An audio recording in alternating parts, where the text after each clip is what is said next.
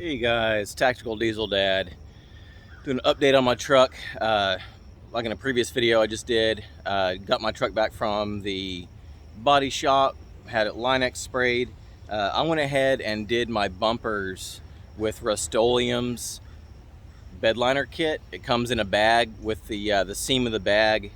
There's two sections, and you break that seam and mix the parts together. That activates everything, and then you either paint it on or you can spray it on. I got a hopper from Amazon, and it's got a tube big enough for larger material to go through without sticking, and it sprays on okay. You got to go over it a couple times. I'll explain the look here in a second, but I'd probably recommend rolling it on or spraying it and then going it over with the roller for the texture that you're looking for. I don't mind the way I did everything. Let me turn it.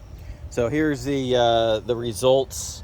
The paint was starting to fade from the sun, so you can see you get a drip look from the spray on, and that's because this does not dry very quickly. It takes a couple days to actually dry.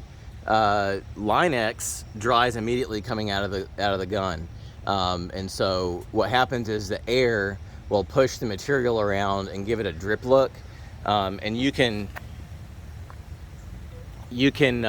go over it with a roller if you want to. I don't mind it. Obviously, Line-X getting professionally done is a lot better, but let's go around and take a look at the front.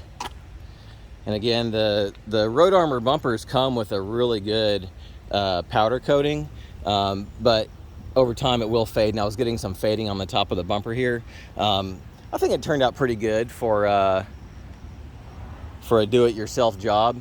And I went ahead and added some Pro Comp off-road lights to complement the what are these? Rigid. These are rigid, and those are Pro Comp. Pro Comp still has a lifetime warranty, so anything with a lifetime warranty, I'll use. I hook these up, and I can run these at the same time, or I can turn. They're on a different circuit, so I can turn these off or run just the lowers. I can turn them on flashing patterns, so it's pretty cool. And I'll do a video on the switch console, the S-Pod touchscreen console as well. That's what I use to hook up all of my gadgets.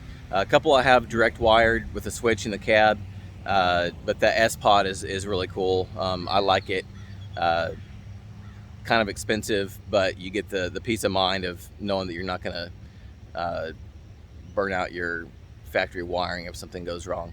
So hope you guys liked the video. Rustoleum kit from Amazon, I think, is where I bought it, and Home Depot sells them, but Amazon was a little bit cheaper because they had a deal. So thanks for watching, guys, and like and subscribe.